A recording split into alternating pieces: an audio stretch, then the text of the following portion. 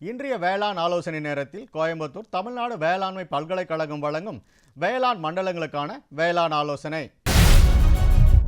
இந்திய வானிலைத்துறை மற்றும் தமிழ்நாடு வேளாண்மை பல்கலைக்கழகத்தின் வேளாண் காலநிலை ஆராய்ச்சி மையம் கோயம்புத்தூர் இணைந்து வழங்கும் வேளாண் மண்டலங்களுக்கான வேளாண் ஆலோசனை. மேற்கு மண்டல விவசாயிகளுக்கான வேளாண் ஆலோசனை. வரும் 5 நாட்களில் மேற்கு மண்டலத்தின் அனைத்து மாவட்டங்களிலும் முதல் 2 நாட்களுக்கு லேசானது முதல் மிதமான மழை எதிர்பார்க்கப்படுகிறது. மேற்கு தொடர்ச்சி மலை அடிவாரங்களில் கனமழை பெய்யக்கூடும். நீர் பாசனத்தினை மண் ஈரத்தினை பொறுத்து ஒத்திவைக்கவும். உரமிடல் மற்றும் மருந்து தெளிப்பினை வார கடைசிக்கு ஒத்திவைக்க வேண்டும். காற்றின் வேகமானது மணிக்கு 10 முதல் 24 கிலோமீட்டர் வரை வீசக்கூடும்.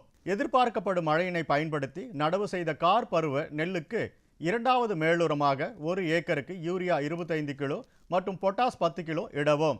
மழை எதிர்பார்க்கப்படுவதால் சம்பா பருவ மத்திய கால நெல் ரகங்களுக்கு மேட்டுப்பாத்தியின் மூலம் நாற்றங்கால் அமைக்கவும். ஆடிப்பட்ட மக்காசோளத்தினை இரவையில் விதைக்க உகந்த காலமாகும். அடிசாம்பல் நோய் அறிகுறி தென்பட்டால் 1 லிட்டர் தண்ணீரில் மெட்டோலாக்சைல் மற்றும் மெங்கோசெப் 2 கிராம் என்ற அளவில் தெளிக்கவும். காற்றின் ஈரப்பதம் அதிகமாக காணப்படுவதால் நிலக்கடலையில் டிக்கா இலைப்புள்ளி நோய் வர வாய்ப்புள்ளது. விவசாயிகள் வயலை நன்கு கண்காணித்து தாக்குதல் தென்பட்டால் 1 ஹெக்டேருக்கு கார்பன்டசிம் 500 கிராம் அல்லது மேங்கோசெப் 1000 கிராம் என்ற அளவில் கலந்து தெளித்து கட்டுப்படுத்தவும். கரும்பில் குருத்து மாவு பூச்சியையும் பொக்கோ போயிங் நோயை கட்டுப்படுத்த 1 லிட்டர் தண்ணீரில் இமிடாகுளோபிரிட் 17.8 SL 0.3 மில்லி லிட்டர் மற்றும் புரோபிகோனோசோல் 25 SC 1 ml தெளிக்கவும்.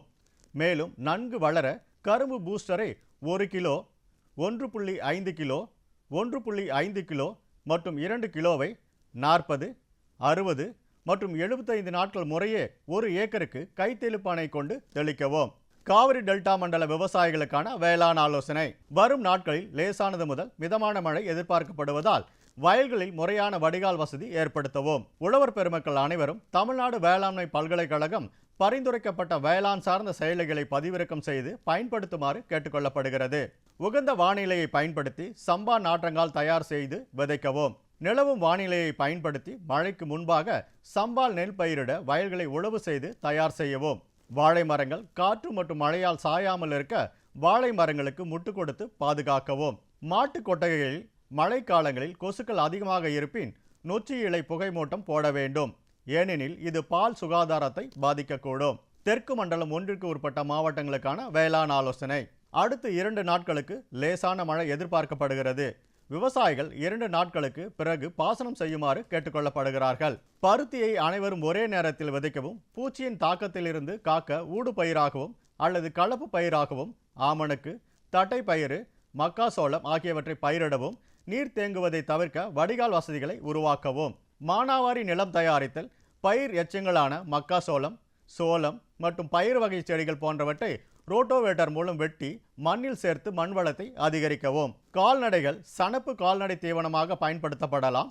தோட்டக்கலை பயிர்கள் ஈரப்பதத்தை பராமரிக்கவும் மண்ணின் ஊட்டச்சத்தை மேம்படுத்தவும் படுகைக்குள் வளர்க்கலாம். தெற்கு மண்டலம் 2ற்கு உட்பட்ட மாவட்டங்களுக்கான வேளாண் ஆலோசனை. தற்போது நிலவும் பருவநிலையில் கத்திரியில் இலைப்புள்ளி நோய் தாக்குதல் தென்படுகிறது.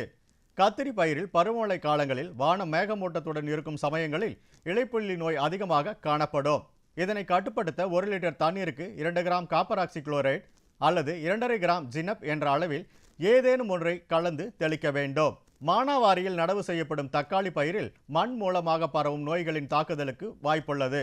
இவ்வாறு பரவக்கூடிய நோய்களை உயிரியல் முறையில் கட்டுப்படுத்த 1 ஏக்கருக்கு தலா 5 கிலோ என்ற அளவில் ட்ரைகோடெர்மா விரிடி மற்றும் சூடோமோனஸ் புளோரசன்ஸ் ஆகியவற்றை போதுமான தொழு உரத்துடன் நன்கு கலந்து இட வேண்டும். வாழை நடவு செய்துள்ள விவசாயிகள் வாழை வளரும் பருவத்தில் அசோஸ் பைரில்லம் மற்றும் பாஸ்போபாக்டீரியா இரண்டையும் தலா 20 கிராம் என்ற அளவில் நடவு செய்ததிலிருந்து 1 மாதம் கழித்து ஒரு முறையும் 5 மாதத்திற்கு பிறகு அடுத்த முறையுமாக 2 முறை இட வேண்டும். நெல் பயிரிட்டுள்ள விவசாயிகள் கவனத்திற்கு காற்றில் உள்ள அதிக ஈரப்பதத்தினால் சாறு உறிஞ்சும் பூச்சிகளின் தாக்குதலுக்கான வாய்ப்பு உள்ளது. இலைப்பேன் மற்றும் சாறு உறிஞ்சும் பூச்சிகளை கட்டுப்படுத்த 1 லிட்டர் தண்ணீரில் அசாடிராக்டின் 2 மில்லி ஒட்டும் பசையுடன் தண்ணீரில் கலந்து தெளிக்கவும். ஆடிப்பட்டத்தில் நிலக்கடலை சாகுபடி செய்துள்ள விவசாயிகள் அடுத்து வரும் நாட்களில் பெய்யும் லேசான மழையை பயன்படுத்தி 2ஆம் களை எடுக்கவும். ஒரு ஏக்கருக்கு 160 கிலோ என்ற அளவில் ஜிப்சத்தை மண்ணில் இட்டு செடிகளுக்கு மண் அணைக்கவும். மலைப்பிரதேச மண்டல விவசாயிகளுக்கான வேளாண் ஆலோசனை. அடுத்த 5 நாட்களுக்கு மிதமான மழை முதல் லேசான மழை பெய்யும் என எதிர்பார்க்கப்படுகிறது. போதிய வடிகால் வசதி வழங்குதல், உரம் மற்றும் பூச்சிக்கொல்லி பயன்பாடு போன்ற உளவியல் பயிர் பாதுகாப்பு நடவடிக்கைகளை மழை நிற்கும் வரை ஒத்திவைக்கவும். கேரட் பயிரில் துரு ஈக்களை கட்டுப்படுத்த விதைத்த 45 முதல் 50 நாட்களில் ஒரு ஏக்கருக்கு 4 கிலோ குளோரான் டன்னிலிப்ரோல் என்ற குருணைகளை மண்ணில் இட பரிந்துரைக்கப்படுகிறது. இதனை மழை இல்லாத நேரங்களில் இட வேண்டும். வடமேற்கு மண்டல விவசாயிகளுக்கான வேளாண் ஆலோசனை. நெல் நடவு செய்ய உள்ள விவசாயிகள் தூர் நன்கு கிளைத்து நல்ல மகசூல் பெற ஏக்கருக்கு 5 கிலோ துத்தநாகத்தை கரைக்கும் பாக்டீரியாவுடன் 10 கிலோ துத்தநாக சல்பேட் உரத்தையும் அடியுரமாக இட வேண்டும். மேலும் துத்தநாக சல்பேட் உரம் மற்றும் பாக்டீரியாவை ஒன்றாக இணைத்து இடக்கூடாது. குறைந்தபட்சமாக 5 முதல் 10 நாட்கள் இடைவெளி தர வேண்டும். மக்காசோளம் பயிரிடப்பட்டுள்ள விவசாயிகள் படைப்புழுவின் தாக்கம் தென்படுவதால் மேலாண்மை முறைகளை கடைபிடிக்க அறிவுறுத்தப்படுகிறார்கள். அதாவது இளம் பயிரில் தாக்குதல் தென்பட்டால் எமாமேக்டின் பென்சுவேட் மருந்தினை 4 கிராம் வீதம் 10 லிட்டர் நீரில் கலந்து தெளித்து கட்டுப்படுத்தலாம். மஞ்சள் நடவு செய்துள்ள விவசாயிகள் வரும் நாட்களில் பெய்யும் மழையினை பயன்படுத்தி ஒரு ஏக்கருக்கு 200 கிலோ நன்கு மகிய தொழு உரத்துடன் தலா 5 கிலோ அசோஸ்பைரில்லம், பாஸ்போபாக்டீரியா மற்றும் டைகோடெர்மா விரிடி கலந்து தூரில் இடுவதால் கிழங்கு அழுகல் நோய் தாக்குதல் குறைந்து பயிர் வளர்ச்சி மேம்படும். மேலும் மஞ்சள் வயலில் உள்ள மண்ணில் தழைச்சத்தினை நிலைநிறுத்தவும் ஊடுபயிராக நரிப்பயிர் பயிரிட்டு 30 முதல் 45 நாட்களுக்குள் அவ்வயலில் அப்படியே மறுக்கி விட வேண்டும். வடகிழக்கு மண்டல விவசாயிகளுக்கான வேளாண் ஆலோசனை. தொடர் மழை காரணமாக நிலக்கடலையில் தண்டலுகள் நோய் ஏற்படலாம். எனவே வயலில் முறையான வடிகால் வசதியை ஏற்படுத்தவும். நிலக்கடலை பயிரை முன்பருவ இலைப்புள்ளி நோய் தாக்க வாய்ப்புள்ளதால் விவசாயிகள் நோயினை மேலாண்மை செய்ய ஒரு ஏக்கருக்கு குளோரோதலோனில் 400 கிராம் என்ற அளவில் தெளிக்கலாம். வரும் நாட்களில் காற்றின் வேகம் மணிக்கு 12 கிலோமீட்டருக்கும் அதிகமாக வீசக்கூடும் என்பதால் 5 மாதமுள்ள வாழை மரங்கள் சாயாமல் இருக்க முட்டு கொடுக்க வேண்டும். கத்திரி பயிரை காய்ப்புழுக்கள் தாக்க வாய்ப்புள்ளதால் விவசாயிகள் பூச்சியை கட்டுப்படுத்த ஒரு ஏக்கருக்கு 6 இனக்கவர்ச்சி பொறியை அமைக்கலாம்.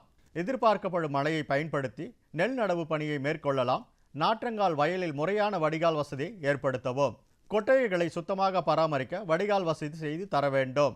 குழும்பழுகல் நோயை தடுக்க கால்நடைகளை தேங்கி நிற்கும் தண்ணீரில் நிற்க அனுமதிக்க கூடாது.